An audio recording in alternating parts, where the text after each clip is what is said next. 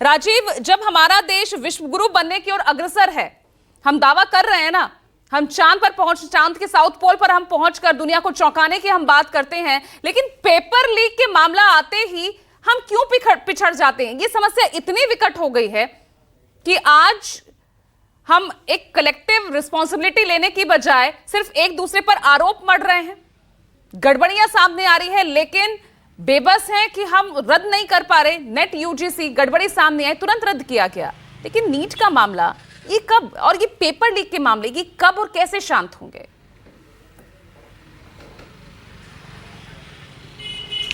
देखिए पूजा, दिक्कत यही है, अगर हमने इसे कांग्रेस बीजेपी सत्ता पक्ष और विपक्ष में बांट के देखा और तू मैं में ये मामला फंसा, तो फिर ये ऐसे ही रह जाएगा और अगली परीक्षा और विद्यार्थियों के साथ, देश के छात्रों के साथ खिलवाड़ होता रहेगा।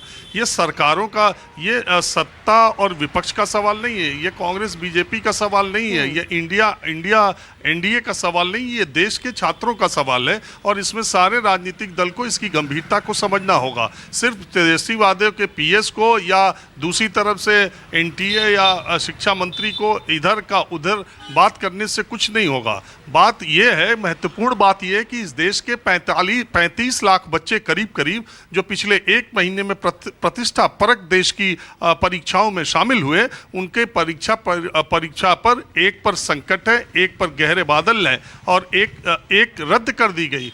तो 35 लाख बच्चे अगर एक बच्चे से 4 जुड़े हैं तो 1.5 करोड़ लोगों का मामला है। ये ऐसा छोटा मोटा मामला नहीं है। इसे किसी भी तरह से बीजेपी कांग्रेस में, क्योंकि पर्चे तो लीक राजस्थान में अशोक गहलोत सरकार में भी हुए, मध्य प्रदेश में शिवराज सरकार में भी हुए, झारखंड में हेमंत सोरेन की सरकार में भी लीक हुए, बंगाल में ममता बनर्जी में भी लीक हुए, आदित्यनाथ के भारतीय जनता पार्टी में उत्तर प्रदेश में लगातार हो रहे हैं। ये कोई एक स्टेट की बात नहीं। अभी बिहार में परीक्षाएं पहले सही हुई और इसके बाद जब एनडीए सरकार के बाद परीक्षा हुई तो उसमें भी पर्चा लीक हो गया टीचरों का। तो सवाल केवल इसको बीजेपी और कांग्रेस तू में फंसेगा तो मामला सही नहीं होगा। देखिए, राहुल गांधी जो आरोप लगाते हैं वो बहुत लंबे समय से लगा रहे हैं कि देश की शिक्षण संस्थाओं में और एग्जामिनेशन लेने वाली संस्थाओं में आरएसएस बैकग्राउंड के लोग बिना किसी उस उत्कृष्टता के या एलिजिबिलिटी के केवल आइडियोलॉजिकली उससे जुड़े होने की वजह से यूनिवर्सिटीज़ के प्रोफेसर हो, यूनिवर्सिटीज़ के वाइस चांसलर हो, शिक्षा संस्थानों में और परीक्षा संस्थाओं में उन लोगों की भर्ती की जा रही है, जिसकी वजह से बहुत कुछ कंप्रोमाइज़ हो रहा है। यह हमेशा से इस देश में आज़ादी के बाद से ये हुआ है कि सरकारों ने सबसे पहले किताबों में ही परिवर्तन करना शुरू किया अपनी विचारधारा के हिसाब से। आज़ादी के बाद की किताबों और टेक्स्ट पर बहुत आरोप लगता है कि उस पर कम्युनिस्टों की विचारधारा का बहुत प्रभाव पड़ा है। पिछले 10 वर्षों में मोदी सरकार के आने के बाद बहुत सारी किताबों में परिवर्तन हुआ है और बहुत सारे वो हिस्से हटा दिए गए। अभी एनसीईआरटी की नई किताब आई है, उसमें अयोध्या का मामला आपको पता है कि कितना कंसाइज कर दिया गया, पहले कैसा था और अब कैसा है। तो ये किसी एक सरकार पर, किसी एक विचारधारा पर ये विपक्ष हमेशा से ये आरोप लगाता रहा है, सत्ता पक्ष ऐसा करता रहा है। और ये भी एक त्रासदी है। अभी जो नीट की एग्जाम हुए थे उसमें 2 एनसीईआरटी में एक ही सवाल के 2 आंसर थे। क्या करें, एनटीए ने उसमें परिवर्तन हो गया किताब में, और बच्चों की गलती क्या, कोई पहले वाला एनसीईआरटी पढ़ा, कोई बाद वाली एनसीईआरटी पढ़ी। बाद में एनटीए ने दोनों को सही मान करके उसमें अंक दिए हुए।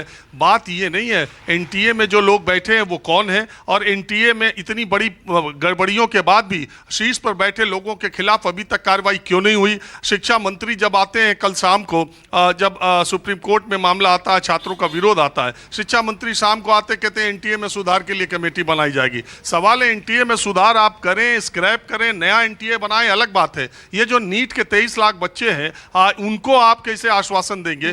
क्या सुप्रीम कोर्ट की 8 जुलाई की इंतजार में ये 16 दिनों तक ये बच्चे बैठे रहेंगे? आज जब हम बात कर रहे हैं 21 जून है, अभी 17 दिन बचे हुए हैं। जो लड़के 620 या 650 से ज्यादा नंबर पा चुके हैं, जिनको मेडिकल कॉलेजेस मिलने तय हैं, वो भी इस पसोपेश में कि परीक्षा रद्द होगी, कि परीक्षा होगी, काउंसलिंग होगी तो जाएं कि ना जाएं। 8 जुलाई यानी इस देश में सब कुछ अब सुप्रीम कोर्ट ही निर्णय करेगा। एनटीए में इतनी सारी बातें आ गई। अभी तो नीट नीट की परीक्षा जो कैंसिल हुई वो टेलीग्राम और सोशल मीडिया पर हुई और उसके आधार पर उसको कैंसिल कर दिया गया। नीट में तो इतनी सारी सब चीजें आ रही हैं। सवाल इस पर सियासत का नहीं है, ये देश का सवाल है, ये छात्रों का सवाल है। इसमें सत्ता पक्ष विपक्ष सबको अपनी भूमिका का निर्वाह करके साथ बैठ करके इस समस्या का समाधान करना चाहिए। ये राष्ट्रीय समस्या, बार बार न्यूज़ 24 कहता है, ये देश की सबसे बड़ी राष्ट्रीय समस्या है और इसके समाधान के लिए सत्ता पक्ष और विपक्ष को तू मैं के बजाय साथ आकर संघर्ष करना चाहिए और इसका रास्ता निकालना चाहिए। बिल्कुल, बहुत ही बेहद ही संवेदनशील ये मुद्दा है और अब इसे एक राष्ट्रीय समस्या के तौर पर देखना चाहिए। कलेक्टिवली सभी को मिलकर